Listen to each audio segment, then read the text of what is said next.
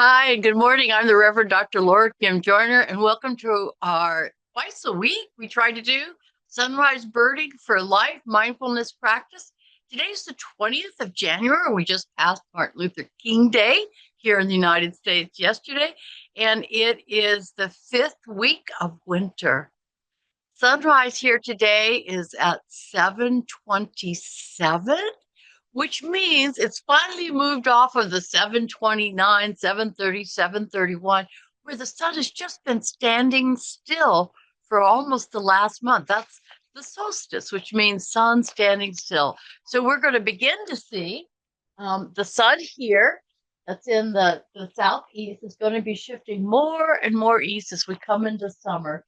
And right now we can see it, but as we do this practice, it's going to be moving over there behind those trees. And the same thing, if you're in the northern hemisphere, will be same thing happening to you as we go towards our springtime. So, what's going on in the sky above us? Jupiter is up most of the night, which is really great, and Saturn will be over there setting around 10:15, 10:18 or so. So you have to look for it in the southwest. Mars, Mercury, and Venus are just hard to see right now because they're really close to the sun. What are the stars and moon and planets doing where you are? What's up in the sky? Let's look up. We should be really close to the sunrise there. Gonna pop up really quick, really quick. What about the birds and going on in the biotic community in your area? I was gone for a while in Florida where we had amazing birding and leading bird walks, doing bird presentations for transformative conservation. But we did finally spot the red-tailed hawk here twice, 2 days in a row. So we're now up to 53 species here at One Earth Retreat Center. Anybody got any birds where you are? This morning, I've only heard the crows going so far. Hmm. Well, we'll keep listening, and if we be interrupted, we'll make sure we can spot who they are. Well, Martin Luther King Day was yesterday, and our theme for today is unconditional solidarity. And he sure had a sense of solidarity because he felt that all the injustices in the world on a global scale are all interconnected with each other. And injustice anywhere is a threat to injustice anywhere or everywhere. And so that's the idea of unconditional solidarity, that no individual community can truly be free until all are free. And so that's one of our sayings when we work in avian and parrot conservation, that none are free until all are free. And we do mean all. He once said that we must all live together as brothers and sisters or perish as fools. Let us not perish or any other being. And for that aim, I have an invitation for unconditional solidarity that you could take part of coming up. I've been working with some amazing people in La Mosquitia, Honduras. They're the indigenous Mosquito people. And for 15 years, One Earth Conservation has been working with several villages to protect the scarlet and the great green macaw. They've had amazing success protecting over 1,000 macaw nests. And they have declared, two of these villages have declared the first parrot, I believe, in the world, the first parrot indigenous sanctuary, specifically for the great green macaw that's critically endangered. Yet they are still at risk of losing everything. The pressure, the demand of the wildlife trade and taking the forest are extreme. For this reason, these communities cannot do it alone. And we don't have the funds. One Earth Conservation doesn't have the funds to pay patrollers this year. They need you. They need the world to unify behind them with unconditional solidarity. So please join us on this unconditional solidarity campaign we have coming up. You could do it in person in La Mosquitia, Honduras, starting on March 2nd for a couple of months. You can also do it online, and we please welcome you to do that, or you can do it with both. So what I'm going to be doing, I go there several times every year, but it's going to be different this year. I'm going to be camping under the macaw nest with the patrollers in solidarity with them, listening to them, being with them, just trying to protect our nests so they don't get coached this year, so we can bring awareness to the world. And to do this, we're going to have a satellite dish, and we're going to be doing online meetings that do bird reports where you can talk to the indigenous people, where they give a report.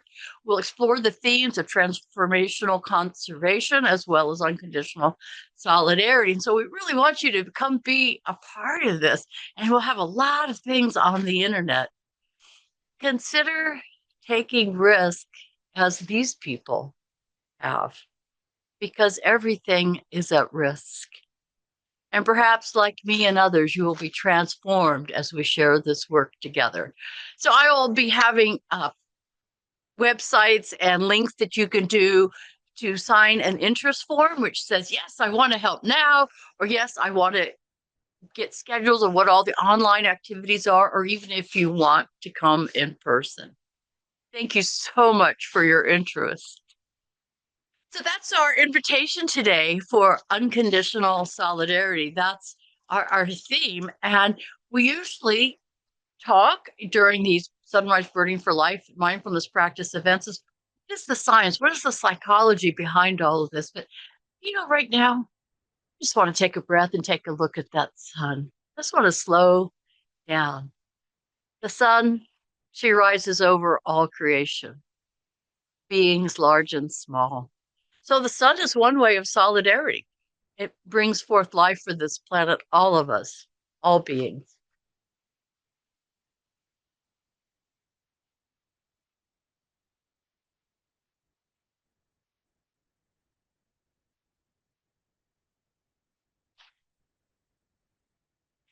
We can't help but be in solidarity with others, including birds. There was a book called The Parrot in the Mirror. It was published in 2022, and it was from a behavioral ecologist, Antoine Martineau-Tresswell. And he's exploring convergent evolution.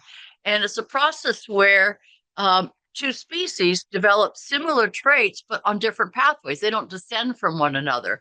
And so his point is that birds and humans face similar evolutionary pressures. And so they became like each other, even though humans did not come from birds, and birds came from dinosaurs. Our mammal line split off a lot earlier.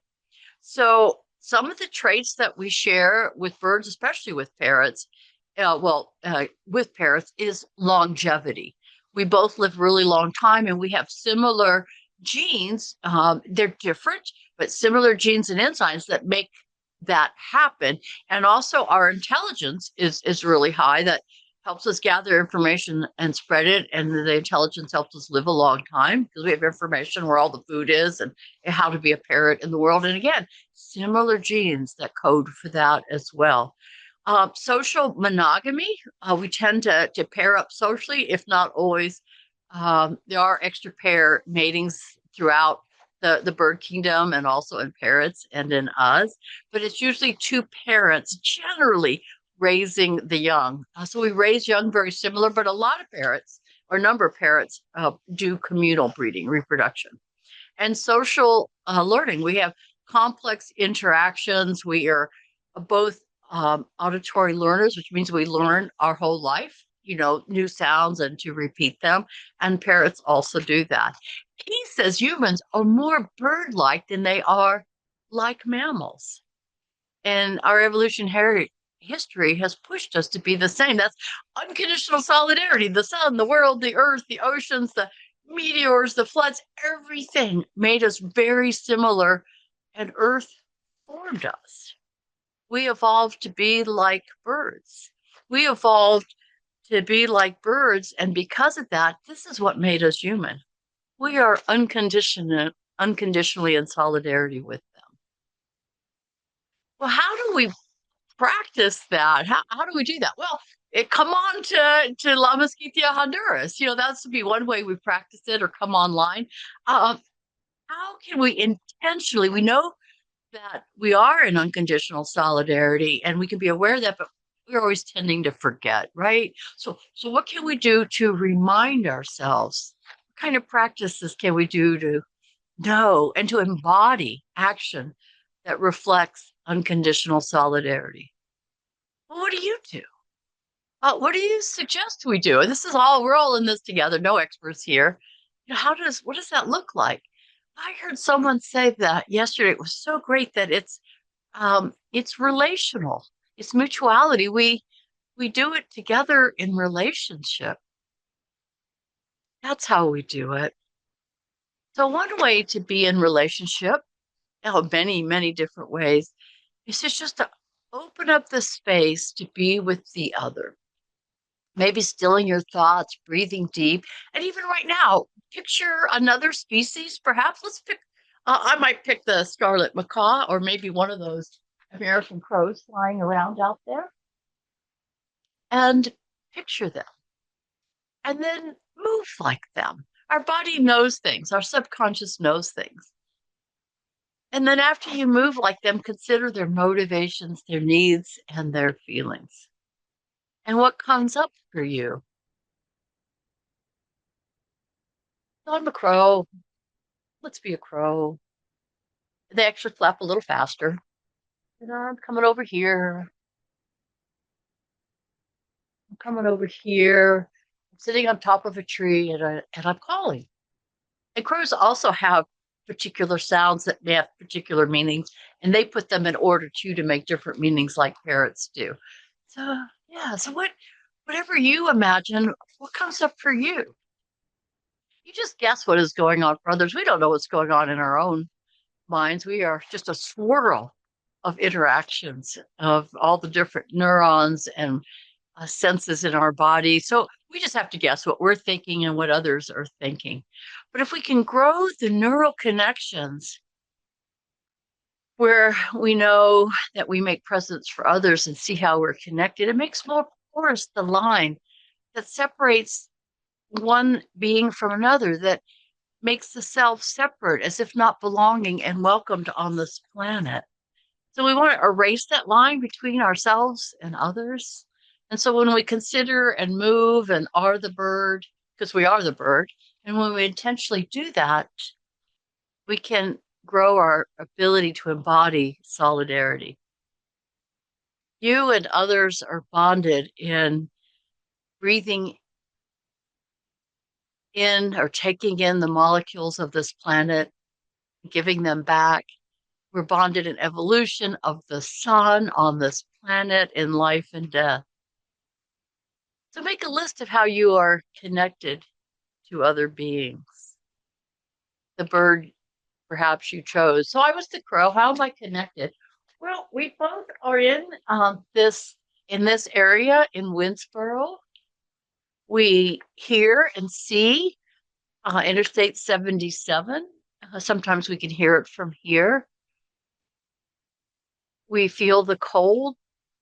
We feel the near snow we had 2 days ago. We're overlooking coyotes and foxes. We might be hungry. We know the names of our other crow friends around here.